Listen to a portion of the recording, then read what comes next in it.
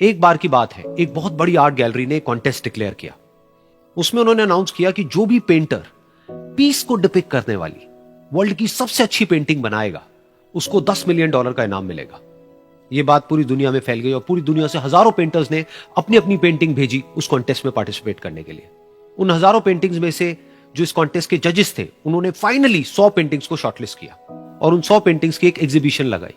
उस एग्जीबिशन में इन सारे पेंटर्स को तो इनवाइट किया ही किया, साथ ही साथ मीडिया वाले भी बैठे हुए थे और मीडिया वालों के साथ हजारों लोगों की भीड़ भी जमा थी। क्योंकि प्राइज अमाउंट इतना बड़ा था तो सबका इंटरेस्ट था ये जानने में कि कौन जीतेगा, कि वो पेंटिंग कैसी होगी और कौन वो पेंटर होगा जिसको इतना बड़ा अमाउंट मिलेगा। फाइनली वो दिन आ ही गया। वहां पर सारी ही पेंटिंग्स देखने लायक थी और एक से बढ़कर एक थी। उसमें से कुछ पेंटिंग्स थी जहां पर सबसे ज्यादा भीड़ थी। जैसे एक पेंटिंग थी जहां पर एक बिल्कुल साफ पानी की नदी बह रही थी, जिसके पीछे कुछ पहाड़ थे, उसके ऊपर बर्फ जमी हुई थी और पीछे से सनराइज हो रहा था। एक और पेंटिंग थी जहां पर पेंटर ने पीस को डिपिक्ट किया था फुल मून नाइट के थ्रू, यानी कि एक बिल्कुल पीसफुल लेक थी जिसका पानी बिल्कुल स्टिल था, इतना स्टिल कि उसके अंदर आप रिफ्लेक्शन देख सकते थे आसपास में जो भी कुछ था उसका, बिल्कुल एक मिरर की तरह। और बिल्कुल डार्क आसमान में कुछ तारे चमक रहे थे और एक चांद चमक रहा था। उसके अलावा एक पेंटिंग थी जिसमें बिल्कुल सफेद बादल थे, नीला आसमान था और बिल्कुल हरी हरी घास थी। यानी कि सारी ही पेंटिंग्स ऐसी जिसको देख करके ही मन शांत हो जाए। तो कॉन्टेस्ट बहुत ही टफ था क्योंकि सारी पेंटिंग्स एक से बढ़कर एक थी। तो जजेस के लिए शॉर्टलिस्ट करना कि कौन सी पेंटिंग बेस्ट है, that was very very difficult. लेकिन वो मोमेंट आ ही गया जब जजेस ने अपना माइंड मेकअप कर लिया और एक पेंटिंग को इन सारी पेंटिंग्स में से सिलेक्ट कर लिया और उस पेंटिंग को एक बड़े से कर्टेन के पीछे रख दिया। सामने वो सारे पेंटर्स बैठे हुए थे, मीडिया वाले थे और हजारों लोगों की भीड़ थी। सबकी क्यूरियोसिटी बढ़ती चली जा रही थी क्योंकि अमाउंट बहुत बड़ा था। लेकिन जैसे ही वो पर्दा हटा और सामने से सबने उस पेंटिंग को देखा तो सब हैरान रह गए। सब एक दूसरे की शक्ल देखने लगे। किसी को कुछ समझ नहीं आ रहा था कि एक्चुअल में हो क्या रहा है, क्योंकि वो पेंटिंग जो वहां पर दिख रही थी वो दूर दूर तक शांति को डिपिक्ट नहीं कर रही थी। तो सबको लगा कि शायद उस आर्ट गैलरी से कोई गलती हुई है या जजेस से कोई गलती हुई है और किसी गलत पेंटिंग को वहां पे रख दिया है। तो कुछ पेंटर्स एक साथ गए, जाकर के उस आर्ट गैलरी के ओनर से मिले और जाकर के उससे पूछा कि क्या ये कोई गलती है, गलती से कहीं कोई गलत पेंटिंग तो आपने वहां पे नहीं रख दी है। तो आर्ट गैलरी वाला थोड़ा सा मुस्कुराया और बोला, नहीं ये पेंटिंग बिल्कुल ठीक है, जजेस ने इसी पेंटिंग को सिलेक्ट किया है और यही पेंटिंग आज की विनर है। सारे पेंटर्स ये जवाब सुन करके गुस्से से भर गए और सबने मिल करके रिवोल्ट कर दिया। और ये देख करके सारे मीडिया वाले अपनी अपनी जगह से खड़े हुए और भागते हुए गए उस आर्ट गैलरी के ओनर के पास में और अपने अपने माइक्स उनके मुंह के आगे कर दिए। तो अगेन वो आर्ट गैलरी का जो ओनर था वो हल्का सा मुस्कुराया और उसने कहा कि मुझे कुछ बोलने से पहले एक बार इस पेंटिंग को आप लोग ध्यान से देखिए, थोड़ा पास से देखिए, शायद आपको कुछ ऐसा नजर आए जो दूर से नजर नहीं आ रहा है। क्योंकि आप सबने एक चीज तो देख ली कि इस पेंटिंग में आंधी है, तूफान है, चारों तरफ सब कुछ तहस नहस हो रहा है, आसमान में बिजली कड़क रही है, काले बादल हैं, ये सब तो आपने देख लिया। लेकिन एक चीज नहीं देखी कि इस पेंटिंग में एक घर भी है। उस घर में एक छोटी सी खिड़की है जहां पर एक आदमी खड़ा हुआ है। ध्यान से जाकर के देखिए, वो जो आदमी खड़ा हुआ है और बाहर देख रहा है उस घर से, उसके चेहरे पर कोई डर नहीं है बल्कि एक हल्की सी मुस्कान है, एक ठहराव है, एक सुकून है। और यही है शांति का असली मतलब।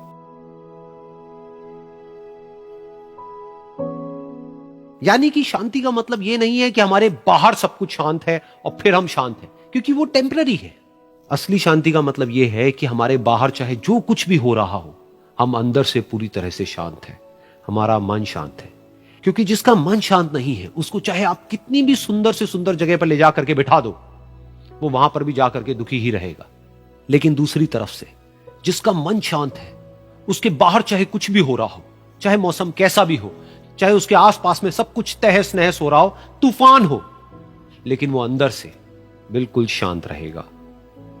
और यही है शांति का असली मतलब।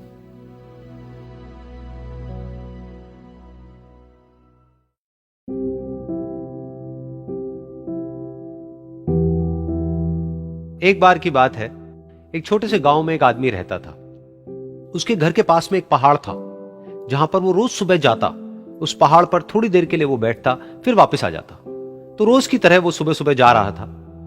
पीछे से उसका छोटा सा बेटा आया, उसने आकर के उसका हाथ पकड़ लिया और कहा कि आज मैं भी आपके साथ चलूंगा। उसने पहले तो उसको थोड़ा सा समझाया और मना किया, कहा कि जो रास्ता है वो बहुत ही छोटा है और चढ़ाई बहुत ज्यादा है, तो तुम मेरे साथ नहीं चल पाओगे। लेकिन फिर जब उस बेटे ने जिद करी तो पिता मान गया। तो दोनों पहाड़ पर चढ़ने लगे। पिता ने बेटे का हाथ कस के पकड़ा हुआ था। लेफ्ट साइड में पहाड़ थे, राइट साइड में खाई थी और रास्ता बहुत ही छोटा था। और वो पहाड़ की चोटी तक पहुंचने ही वाले थे, तभी रास्ते में एक बड़ा सा पत्थर आया। क्योंकि पिता उस रास्ते पर रोज आता था तो उसको पता था कि वहां पे पत्थर है, तो वो साइड से निकल गया। लेकिन जो बेटा था उसका ध्यान कहीं और था, तो उसका घुटना जा करके उस बड़े से पत्थर पर टकरा गया। तो फिर उस बच्चे के मुंह से एक चीख निकली, और जैसे ही वो चीखा उसकी आवाज उन पहाड़ों में गूंजने लगी। इससे पहले उस बच्चे ने कभी भी अपनी आवाज की गूंज नहीं सुनी थी, तो उसे समझ नहीं आया कि क्या हो रहा है। वो अंदर से थोड़ा सा घबरा गया। उसे लगा कि शायद कहीं कोई है जो छुप करके उसको देख रहा है और उसका मजाक उड़ा रहा है। फिर उस बच्चे ने बोला, कौन हो तुम? कौन हो तुम? तो जब उस बच्चे ने इस गूंज को सुना, उसे गुस्सा आ गया। उसे लगा कि कौन है ये जो मेरा मजाक उड़ाए चले जा रहा है। फिर उसने गुस्से से कहा, मैं तुम्हें छोड़ूंगा नहीं। और फिर जैसे उसने इस गूंज को सुना, वो घबरा गया। उसके पिता समझ गए थे कि क्या हो रहा है। उसने अपने पिता का हाथ कस के पकड़ लिया और उनसे पूछा, कौन है ये जो मुझे इतना तंग कर रहा है? कौन है ये जो मुझे इतना डरा रहा है? तो उसके पिता थोड़ा सा मुस्कुराए और उन्होंने खाई की तरफ देखा और जोर से बोला, मैं तुमसे बहुत प्यार करता हूं। ये सुनकर वो बच्चा हैरान हो गया। उसे समझ नहीं आया कि हो क्या रहा है, कि वही इंसान जो उसका मजाक उड़ा रहा है और उसको तंग कर रहा है, वो उसके पिता को बोल रहा है कि मैं तुमसे बहुत प्यार करता हूं। तो उसके पिता ने अपने बेटे को देखा और वो समझ गए कि उसके मन में क्या चल रहा है। और फिर दोबारा उन्होंने बोला, तुम बहुत अच्छे हो। और ये सुनकर उनका बेटा भी थोड़ा सा मुस्कुराया और पूछा अपने पिता से कि ये क्या हो रहा है। और फिर उसके पिता ने अपने बेटे को समझाया, ये जो आवाज तुम सुन रहे हो ना, ये किसी और की नहीं है, ये तुम्हारी ही आवाज है जो कि पहाड़ों में गूंज रही है और तुम्हें अपनी ही आवाज सुनाई दे रही है। जैसा तुम बोलते हो ठीक वैसा ही तुम्हें सुनाई देता है। अगर तुम गुस्से से कुछ कहोगे तो पलट करके जो आवाज आएगी उसमें भी गुस्सा होगा, लेकिन अगर तुम कुछ अच्छा कहोगे तो वो आवाज भी अच्छी होगी। बिल्कुल इसी तरह से हमारी जिंदगी में भी होता है। जैसा तुम अपने मन में इस जिंदगी के बारे में सोचते हो, ये जिंदगी तुम्हारे लिए बिल्कुल वैसी ही हो जाती है। अगर तुम मन ही मन अपने आप को ये बोलते रहोगे कि मेरी जिंदगी तो बहुत ही बुरी है, तो तुम्हारी जिंदगी सच में बुरी हो जाएगी। और अगर तुम अपनी जिंदगी से प्यार करोगे तो तुम्हारी जिंदगी भी तुमसे प्यार करेगी। ये बात उस बच्चे के दिमाग में घर कर गई और फिर वो दोनों उस पहाड़ की चोटी पर गए। लेकिन बच्चे के दिमाग में यही बात घूम रही थी। और फिर वो बच्चा खिलखिला के हंसा और उसने अपने दोनों हाथ खोले और अपनी पूरी ताकत से बोला, मैं तुमसे बहुत प्यार करता हूं।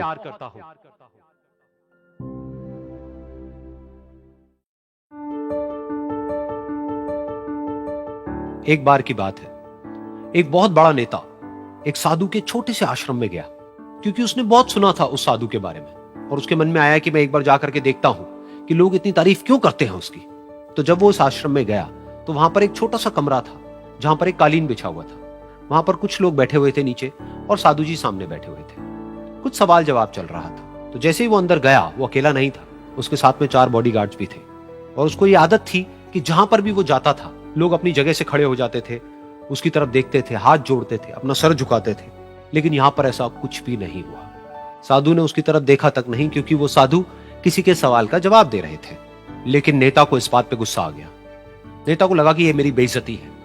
तो उस नेता ने साधु की बात को बीच में ही काटते हुए थोड़ा गुस्से से कहा, मैं आपसे कुछ कहना चाहता हूं। साधु ने उसकी तरफ देखा और बोले, आप थोड़ी देर रुकिए, पहले मैं इनके सवाल का जवाब दे लूं, उसके बाद में मैं आपसे बात करूंगा। तब तक अगर आप चाहें तो आप बैठ सकते हैं। बस साधु का इतना कहने की देर थी। नेता का चेहरा गुस्से से लाल हो गया और फिर उसने अपना सारा गुस्सा उस साधु के ऊपर निकाल दिया।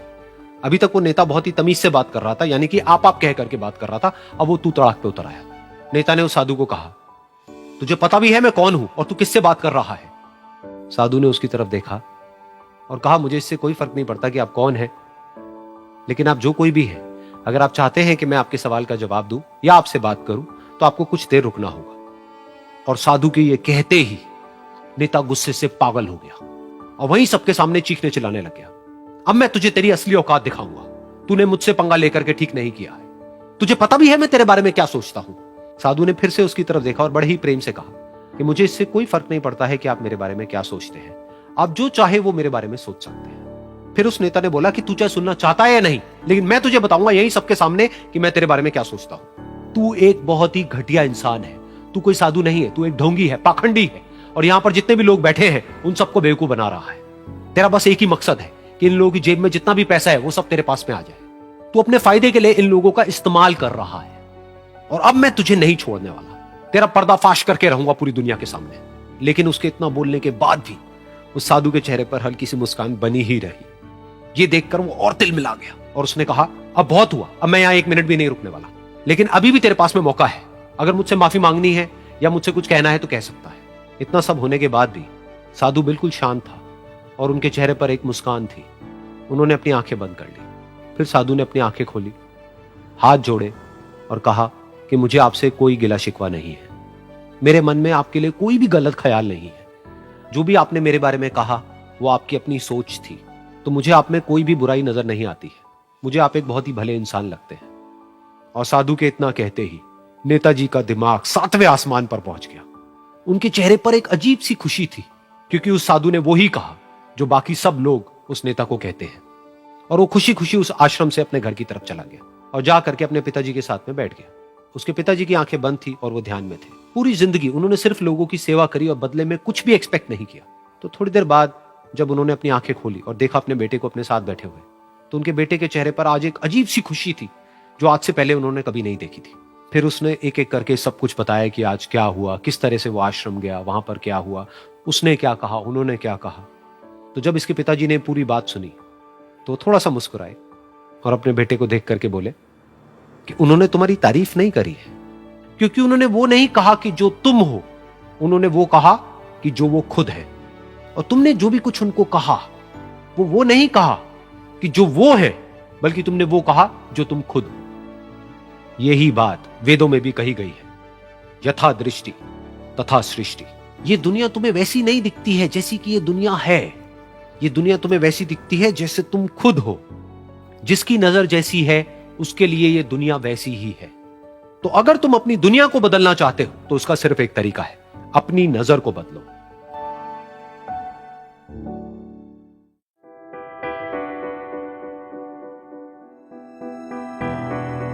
ये कहानी है एक छोटी सी बच्ची की जिसको बहुत गुस्सा आता था, बात बात पे गुस्सा आता था। और जब उसको गुस्सा आता था तो वो ये नहीं देखती थी कि उसके सामने कौन है, और जो उसके मन में आता था वो सब बोल देती थी। कई कई बार तो वो कुछ चीजें उठाती और जमीन पे फेंकती और तोड़ देती। तो उसके माँ बाप बहुत परेशान हो गए, उनको समझ नहीं आ रहा था कि वो क्या करें। उन्होंने बहुत कोशिश करी उस बच्ची को समझाने की अलग अलग तरीके से, लेकिन वो बच्ची समझ ही नहीं रही थी। फिर एक दिन उसकी माँ ने उसकी ट्यूशन टीचर से बात करी, क्योंकि ट्यूशन टीचर ही एक ऐसी थी जिसकी कि वो बात सुनती थी।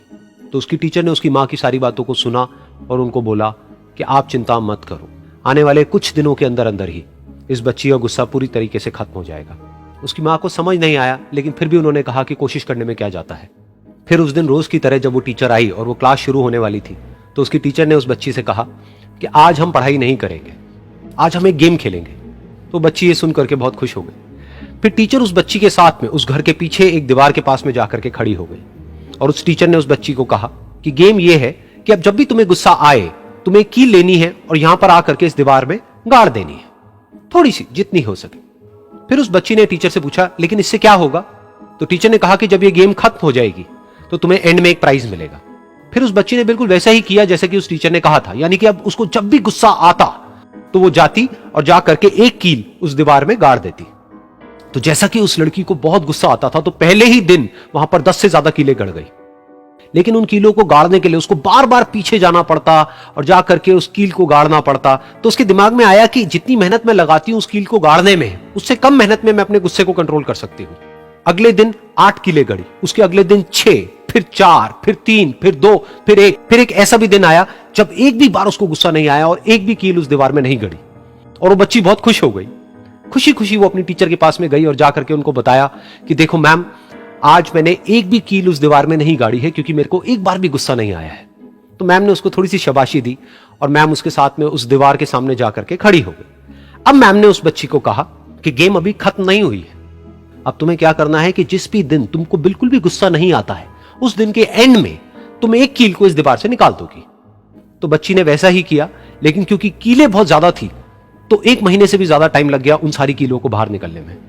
लेकिन एक दिन ऐसा भी आया जब सारी कीलें उस दीवार से बाहर निकल गई।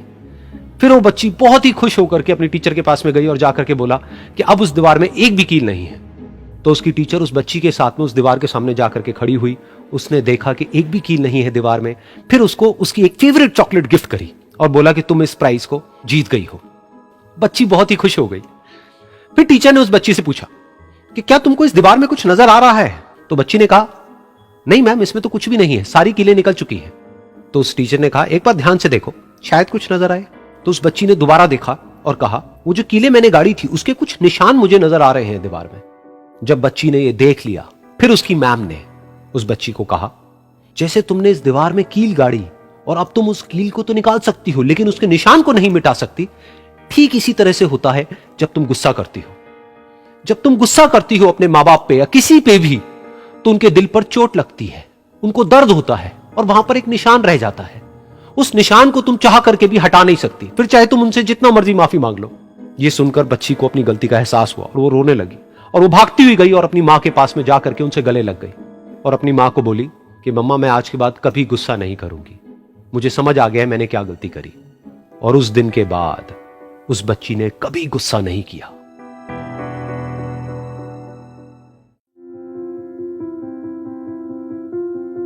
एक बार एक लड़की ने एक एंट्रेंस एग्जामिनेशन को क्रैक करने की बहुत कोशिश करी, बहुत मेहनत करी, लेकिन उसके बाद भी वो उसको क्रैक नहीं कर पाई, जिसकी वजह से वो अंदर से पूरी तरह से टूट गई, बहुत परेशान रहने लग गई, दुखी रहने लग गई। उसके पिता से अपनी बेटी की यह हालत देखी नहीं गई। फिर उन्होंने एक दिन अपनी बेटी को बुलाया और उन्होंने अपनी बेटी को कहा कि तुम मेरे साथ एक बार किचन में चलो, मुझे तुम्हें कुछ दिखाना है। किचन में पहले से ही उन्होंने गैस स्टोव के ऊपर 3 बोल रखे हुए थे। फिर उन्होंने उन तीनों बोल्स के अंदर पानी भरा, एक के अंदर कुछ आलू डाले, एक के अंदर कुछ अंडे और एक के अंदर कॉफी बीन्स, और उसको उबलने के लिए छोड़ दिया। उसके बाद में 5 मिनट हो गए, 10 मिनट हो गए, 20 मिनट हो गए और वो वहां पर खड़े रहे अपनी बेटी के साथ में और उसको देखते रहे।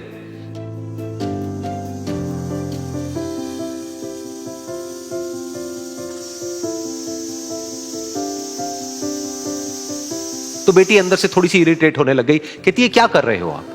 तो उसके पिता ने कहा कि सिर्फ 1 मिनट और रुको, तुमको सब समझ आ जाएगा। फिर उसके बाद में एक एक करके उन्होंने गैस स्टोव को बंद किया और जो पहला बोल था उसमें से आलू निकाले और निकाल करके एक प्लेट पे रख दिए। दूसरे बोल में से उन्होंने वो अंडे निकाले और निकाल करके एक और प्लेट में रख दिए और तीसरे बोल में से जो कॉफी थी उसको छान करके एक कप के अंदर भर दिया और वो वहीं सामने स्लैब पे रख दिया और अपनी बेटी से पूछा कि तुम्हें क्या दिख रहा है? तो उनकी बेटी को थोड़ा सा गुस्सा आ गया। उसने कहा कि इसमें देखना क्या है, एक में आलू है, एक में अंडे हैं और एक में कॉफी है। तो उसके पिता ने कहा कि एक बार इनको छू करके देखो, शायद तुम्हें कुछ समझ आए। तो उसने सबसे पहले आलूओं को छुआ, तो जब उसको छुआ और थोड़ा सा दबाया तो वो बिल्कुल सॉफ्ट हो चुके थे। तो उसके बाद में उसके पिता ने उन अंडों को तोड़ा तो वो हार्ड थे।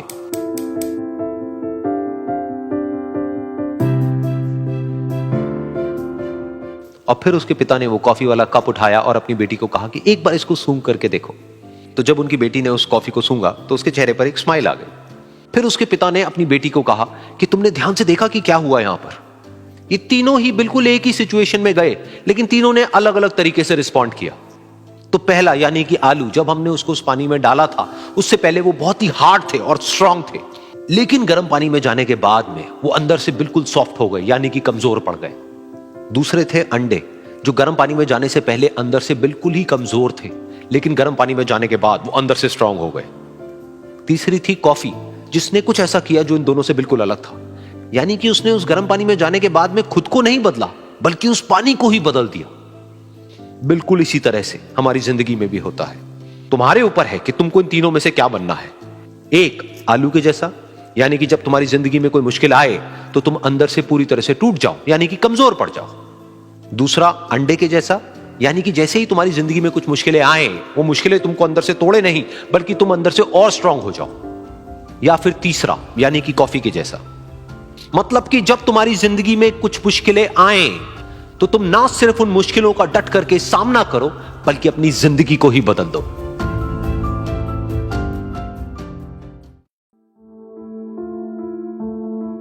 ये कहानी है 2 दोस्तों की जो कि एक छोटे से गांव में रहते थे।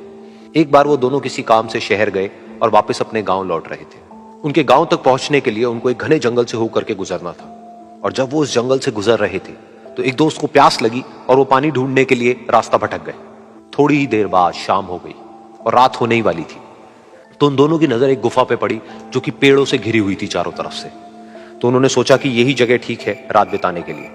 तो दोनों ने कुछ लकड़ियां इकट्ठी करी, उस गुफा के अंदर गए और आग जला करके वहां पे बैठ गए। रात का वक्त था, गुफा के अंदर आग जल रही थी, बाहर बिल्कुल अंधेरा था और कुछ जानवरों की आवाजें आ रही थी। तो उन दोनों में से जो एक दोस्त था वो अंदर ही अंदर डरने लगा, क्योंकि उसने भूत प्रेतों की बहुत कहानियां सुनी थी कि रात के वक्त जंगल में कुछ भयानक आत्माएं भटकती हैं और अगर उनको कोई ऐसा भटका हुआ आदमी मिल जाए तो उसको नहीं छोड़ती।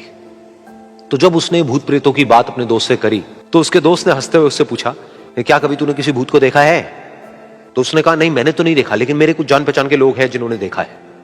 तो उसके दोस्त ने उसको समझाने की बहुत कोशिश करी कि यार ऐसी सुनी सुनाई बातों पर विश्वास नहीं करते हैं, अब तू सो जा और मुझे भी सोने दे, मुझे नींद आ रही है। और इतना कह करके उसका दोस्त वहीं पर लेट गया और थोड़ी देर में सो गया। लेकिन वो जो अंदर से डरा हुआ था वो लेट तो गया, लेकिन उसको नींद नहीं आ रही थी। उसको लग रहा था कि शायद यहां पर कहीं कोई है जो छुप करके कहीं से उसको देख रहा है। उस आग की वजह से कुछ परछाइयां बन रही थी वहां पर पत्थरों पर, तो उन परछाइयों को देख करके भी वो डर रहा था। फिर कुछ घंटे तक ऐसे ही चलता रहा। फिर उसके बाद में क्योंकि वो थका हुआ था तो उसको नींद आ गई। लेकिन नींद आने के कुछ देर बाद ही उसको एक सपना आया। सपने में उसको एक बहुत ही भयानक परछाई उसकी तरफ बढ़ती हुई नजर आई। अब जैसे जैसे वो अंदर से डरता चला जा रहा था, वो परछाई उसके और पास आती चली जा रही थी और बड़ी होती चली जा रही थी। और उस परछाई में एक हाथ उसको नजर आया जिसके बड़े बड़े नाखून थे, और वो हाथ उसकी तरफ बढ़ता चला गया और उसके गले तक पहुंचने ही वाला था कि तभी वो डर करके एकदम से उठा। फिर उसने अपने दोस्त की तरफ देखा जो कि सो रहा था, उसको पकड़ करके जोर से उठाया। फिर उसने अपने दोस्त को बताया कि उसके साथ में क्या हुआ। तो उसका दोस्त फिर हंसने लगा। फिर उसके दोस्त ने उसको कहा, अब अगर दोबारा से तुझे वो परछाई दिखे तो तू वही कहियो जो मैं तुझे कह रहा हूं कहने के लिए, फिर देखते हैं वो परछाई तेरा क्या करती है। तुझे अपने अंदर ही अंदर बोलना है, मैं तुझसे नहीं डरता, सामने आ। तो उसके दोस्त ने वैसा ही किया। थोड़ी देर बाद दोबारा से उसको सपने में वही परछाई नजर आई और वो परछाई धीरे धीरे उसकी तरफ बढ़ने लगी। लेकिन इस बार वो उस परछाई से डरा नहीं, बल्कि अपनी पूरी हिम्मत जुटा करके उसने वो ही कहा, मैं तुझसे नहीं डरता, सामने आ। मैं तुझसे नहीं डरता, सामने आ। मैं तुझसे नहीं डरता, सामने आ। जैसे जैसे वो ये बोलने लगा, वो परछाई छोटी होने लगी और उससे दूर होने लगी। वो बोलता रहा, वो परछाई छोटी होती रही और धीरे धीरे वो परछाई दिखनी बंद हो गई। बिल्कुल ऐसा ही हमारी जिंदगी में भी होता है। हमारे अंदर जितने भी डर है, उससे हम जितना डरते हैं हम उतना ही छोटे होते चले जाते हैं और वो डर उतने ही बड़े होते चले जाते हैं।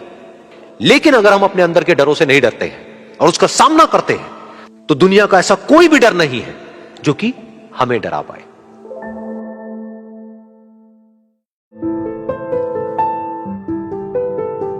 एक बार की बात है, कुछ साइंटिस्ट ने मिलकर के एक बहुत ही इंटरेस्टिंग एक्सपेरिमेंट किया।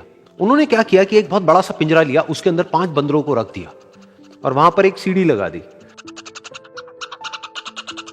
उस सीढ़ी के टॉप पर कुछ केले रख दी। फिर उन साइंटिस्ट ने क्या किया कि जैसे ही कोई भी बंदर उस सीढ़ी पर चढ़ता केलों तक पहुंचने के लिए, तो ऊपर से ठंडे पानी की बारिश करने लग जाते। तो जैसे ही वो ठंडा पानी गिरता उस बंदर के ऊपर जो कि सीढ़ी पर चढ़ रहा था, वो फटाफट से नीचे आता तो पानी बंद हो जाता। फिर दोबारा से कोई और बंदर उस सीढ़ी पर चढ़ता उन केलों तक पहुंचने के लिए, दोबारा से यही होता। दोबारा से ऊपर से ठंडे पानी की बारिश होती, वो बंदर जैसे ही नीचे आता दोबारा से बारिश बंद हो जाती। तो बंदरों ने इसका मतलब यह निकाला कि जैसे ही कोई भी सीढ़ी पर चढ़ता है तो ऊपर से ठंडा पानी गिरता है। फिर उसके बाद में जैसे ही कोई भी बंदर उस सीढ़ी पर चढ़ने की कोशिश भी करता तो बाकी के बंदर सब इकट्ठे होकर के उसको पकड़ते, उसको मारते, उसको पीटते और उसको नीचे गिरा देते। फिर दोबारा कोई कोशिश करता, दोबारा उसके साथ भी ऐसा ही होता। फिर उन साइंटिस्ट ने क्या किया कि उन 5 बंदरों में से एक बंदर को उस पिंजरे में से निकाला और उसकी जगह एक नए बंदर को उस पिंजरे के अंदर डाल दिया। अब उस बंदर को नहीं पता था कि यहां पर क्या खेल चल रहा है। उसको जैसे ही सीढ़ी के ऊपर वो केले नजर आए, वो फटाफट से उस सीढ़ी के ऊपर चढ़ने लगा। अब की बार साइंटिस्ट ने कोई बारिश नहीं करी, लेकिन फिर भी जो बाकी के बंदर थे उन्होंने इसको पकड़ा, सीढ़ी से नीचे उतारा और मारने पीटने लग गए। इस बंदर को समझ नहीं आया कि मेरे को क्यों मारा जा रहा है, तो उसने दोबारा कोशिश करी। जैसे ही उसने दोबारा कोशिश करी, दोबारा से उन 4 बंदरों ने वही किया। तो अब इस नए बंदर के दिमाग में क्या बैठ गया कि सीढ़ी पर चढ़ना मना है, अगर सीढ़ी पर चढ़ते हैं तो मार पड़ती है। उस सीढ़ी पर चढ़ना क्यों मना है और क्यों मार पड़ती है वो उसको नहीं पता था, बट उसके दिमाग में ये बैठ गया कि इस सीढ़ी पर नहीं चढ़ना है, ना किसी को चढ़ने देना है। फिर दोबारा से उन साइंटिस्ट ने क्या किया कि जो पुराने 4 बंदर थे उसमें से एक बंदर को निकाला और एक नए बंदर को उसी जगह पर डाल दिया। अब इस नए बंदर ने भी वही किया जो इससे पहले वाले ने किया था, यानी कि वो भागता हुआ गया, उस सीढ़ी के ऊपर चढ़ने की कोशिश करी, उन केलों तक पहुंचने की कोशिश करी, बाकी 4 इकट्ठे हो गए और उन्होंने उसको मारा पीटा, सीढ़ी से नीचे गिरा दिया। उसको कुछ समझ नहीं आया, उसने दोबारा कोशिश करी, दोबारा उसके साथ यही हुआ। और अब इस बंदर के दिमाग में भी यही बैठ गया कि सीढ़ी पर चढ़ना मना है और सीढ़ी पर चढ़ने से मार पड़ती है। फिर साइंटिस्ट ने एक एक करके जो पुराने 3 बंदर बचे हुए थे उसमें से भी एक एक करके उन बंदरों को निकाला और उनकी जगह पर 3 नए बंदर आ गए। अब ये 5 बंदर नए थे और किसी को भी ये नहीं पता था कि उस सीढ़ी पर चढ़ना मना क्यों है, लेकिन उन सबके दिमाग में बैठा हुआ था कि सीढ़ी पर चढ़ने से मार पड़ती है। तो कोई भी कोशिश नहीं कर रहा था, जबकि अब कोई ठंडे पानी की बारिश भी नहीं हो रही थी। वो चाहते तो आराम से उस सीढ़ी पर चढ़ते, केले तोड़ते और आपस में बांट करके खा लेते। बिल्कुल ऐसा ही हम लोगों के साथ भी होता है, यानी कि इंसानों के साथ भी होता है। हजारों साल पहले कोई प्रथा बनी होती है, कोई रीति रिवाज होता है जिसके पीछे कोई ना कोई वजह होती है, लेकिन वो वजह खत्म होने के बाद भी वो प्रथा चलती रहती है, वो रीति रिवाज चलते ही रहते हैं। किसी में इतनी हिम्मत नहीं होती है ये पूछने की कि हम क्या कर रहे हैं, क्यों कर रहे हैं, बस सबको ये पता होता है कि ऐसा ही होता है। तो वो एक्सपेरिमेंट जिसके बारे में अभी मैंने आप लोगों को बताया, यानी कि वो बंदरों का एक्सपेरिमेंट, उसमें तो बेचारे बंदर हैं, जानवर हैं, उनको नहीं पता है कि क्वेश्चन कैसे पूछते हैं। लेकिन अगर हम इंसान होने के बावजूद भी क्वेश्चन ना करें तो हमारे में और जानवरों में क्या फर्क है? सोचिए।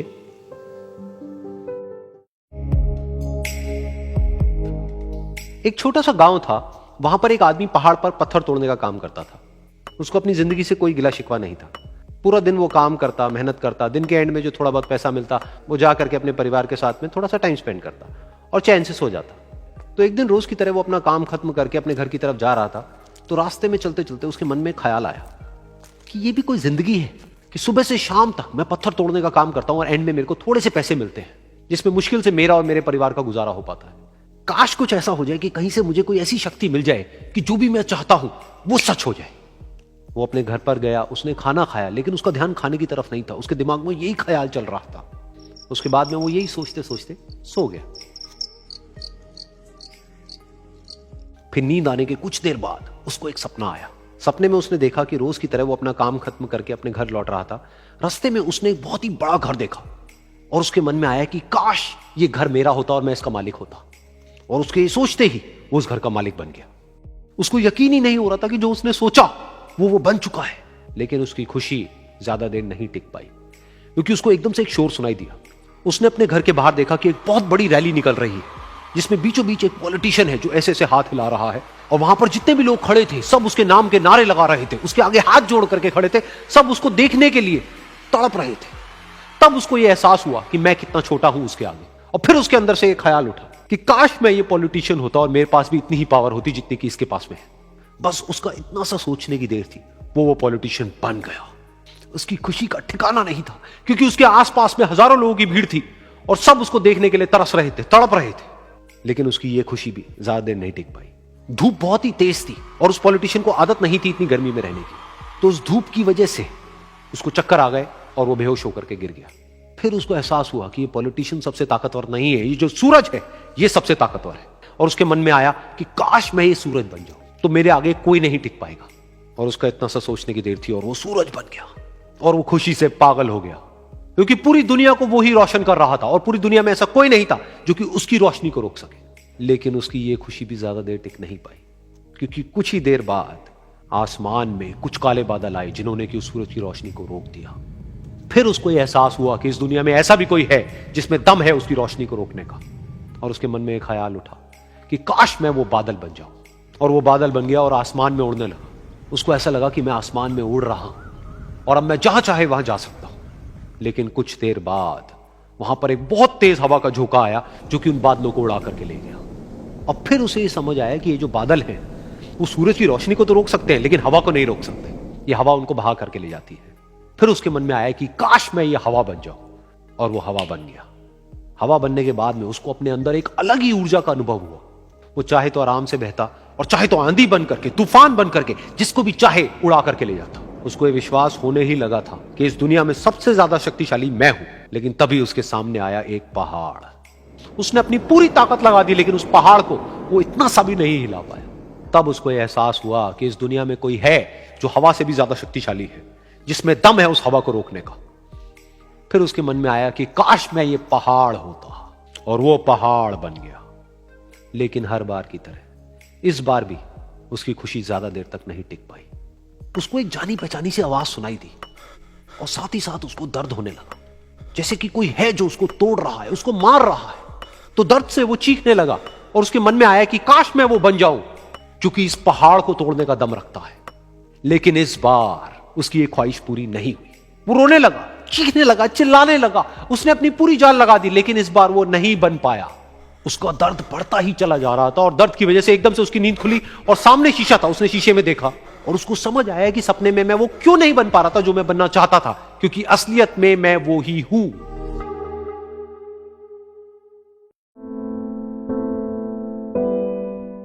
ये कहानी है दो दोस्तों की, और उनकी दोस्ती की शुरुआत हुई थी अभी कुछ दिन पहले हॉस्पिटल के कमरे से, जहां पर वो दोनों एडमिट थे।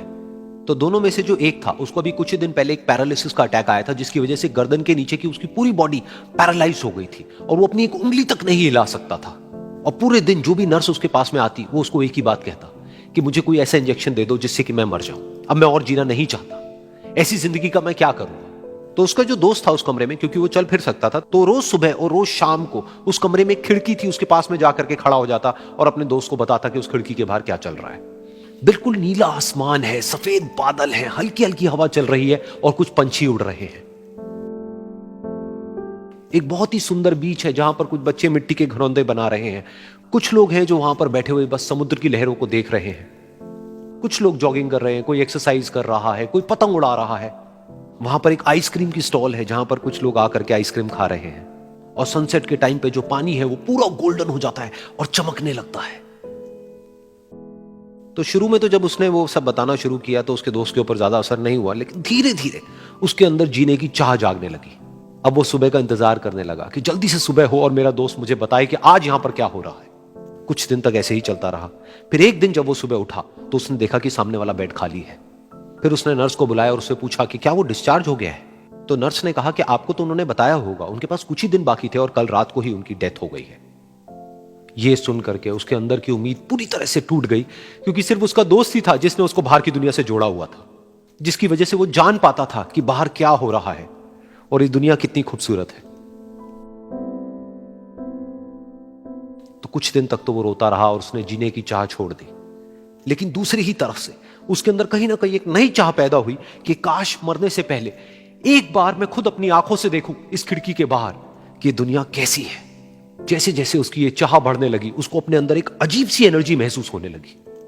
और फिर एक दिन उसने अपनी पूरी ताकत लगा दी और किसी तरीके से वो बेड से नीचे गिरा और पकड़ पकड़ करके किसी तरह से उस खिड़की तक पहुंचा।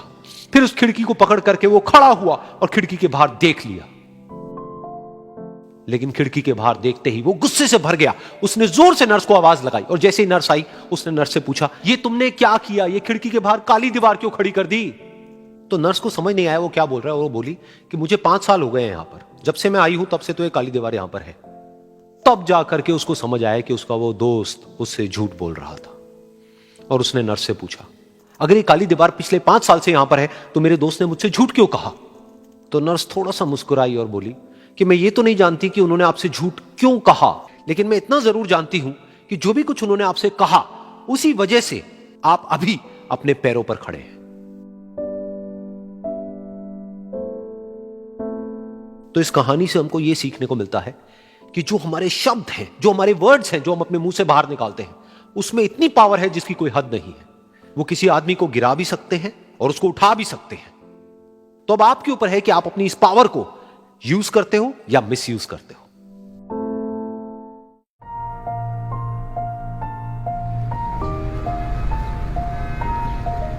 एक बार एक छोटी सी बच्ची हाथ में मिट्टी की गुल्लक लेकर के भागती हुई एक दवाइयों की दुकान पर गई। वो काफी देर तक वहां पर खड़ी रही, लेकिन दुकानदार का ध्यान उसकी तरफ नहीं गया, क्योंकि और भी बहुत सारे लोग खड़े हुए थे। उसने दुकानदार को कई बार बुलाया, लेकिन वहां पर भीड़ इतनी थी कि दुकानदार का ध्यान उसकी तरफ गया ही नहीं। और फिर उस बच्ची को थोड़ा सा गुस्सा आया तो उसने अपनी मिट्टी की गुल्लक लेकर के वहीं काउंटर पर जोर से रख दी, जिसके बाद में जो दुकानदार था और जितने भी लोग खड़े थे वो सब उस बच्ची की तरफ देखने लग गए। और फिर उस दुकानदार ने उस बच्ची से पूछा, बेटे आपको क्या चाहिए। तो वो बड़े ही भोलेपन से बोली कि मुझे एक चमत्कार चाहिए। ये सुनकर के दुकानदार को कुछ समझ नहीं आया, ना ही वहां पर जो लोग थे उनको कुछ समझ में आया, और सब उसकी तरफ देखने लग गए। फिर दुकानदार ने बोला, बेटे चमत्कार तो यहां पर नहीं मिलता है। तो बच्ची को लगा कि वो उससे झूठ बोल रहा है। तो बच्ची ने कहा कि मेरी गुल्लक में बहुत पैसे हैं, आप बताओ आपको कितने पैसे चाहिए, लेकिन मैं आज यहां से चमत्कार लेकर के ही जाऊंगी।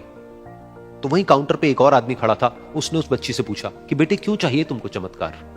तब उस बच्ची ने अपनी कहानी बताई कि अभी कुछ दिन पहले मेरे भाई के सर में बहुत तेज दर्द हुआ तो मेरे पापा मम्मी उसको हॉस्पिटल ले गए। उसके बाद कई दिन तक मेरा भाई घर नहीं आया। तो मैंने कई बार अपने पापा से पूछा, लेकिन उन्होंने मुझे कुछ नहीं बताया। उन्होंने बार बार यही कहा कि वो आ जाएगा, वो कल आ जाएगा, वो कल आ जाएगा, लेकिन वो आ ही नहीं रहा था। तो मैंने देखा कि मम्मी रो रही है। अब पापा मम्मी को कह रहे थे कि उसकी दवाइयों के लिए और उसके इलाज के लिए जितने पैसे चाहिए उतने मेरे पास में नहीं है। अब उसको कोई चमत्कार ही बचा सकता है। तब मुझे लगा कि अगर मेरे पापा के पास में इतने पैसे नहीं भी हैं तो क्या हुआ, मेरे पास में तो है। तो मैंने जितने भी पैसे जोड़ रखे हैं वो सारे लेकर के मैं इस दवाई की दुकान पर आई। फिर उस आदमी ने उस बच्ची से पूछा, कितने पैसे हैं तुम्हारे पास में? ये सुनते ही उस बच्ची ने अपनी गुल्लक उठाई, जमीन पर फेंकी और तोड़ दी और पैसे गिनने लग गई। बाकी सब लोग खड़े होकर के उसको देख रहे थे। थोड़ी देर बाद उसने सारे पैसे अपने हाथ में इकट्ठे किए और बोली, मेरे पास में पूरे 19 रुपए हैं। वो जो आदमी वहां पर खड़ा था वो थोड़ा सा मुस्कुराया और बोला कि अरे तुम्हारे पास में तो पूरे पैसे हैं, इतने का ही तो आता है चमत्कार। ये सुनकर के वो बच्ची बहुत खुश हो गई और बोली कि चलो मैं आपको अपने पापा से मिलवाती हूं। बाद में पता लगा कि वो आदमी कोई आम आदमी नहीं था, बल्कि एक बहुत बड़ा न्यूरोसर्जन था और उसने सिर्फ 19 रुपए में उसके भाई की सर्जरी करी और कुछ ही दिन बाद वो ठीक होकर के घर वापस आ गया। फिर कुछ दिन बाद वो बच्ची, उसका भाई, उसके पापा, उसकी मम्मी चारों एक साथ बैठे हुए थे और बात कर रहे थे। तो उसकी मम्मी ने उसके पापा से पूछा कि अब तो बता दो ये चमत्कार आपने किया कैसे? तो उन्होंने अपनी बेटी की तरफ देखा और बोले, ये चमत्कार मैंने नहीं, इसने किया है।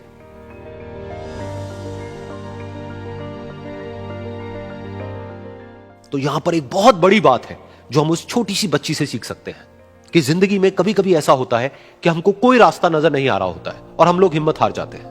तब हमारे अंदर एक बच्चा होता है जो कोशिश करने से कभी भी पीछे नहीं हटता है। वो हार मानने को तैयार नहीं होता है क्योंकि उसको ना शब्द समझ नहीं आता है। वो बच्चा जिसके लिए कुछ भी नामुमकिन नहीं है, क्योंकि वो हर हाल में कोशिश करता ही रहता है।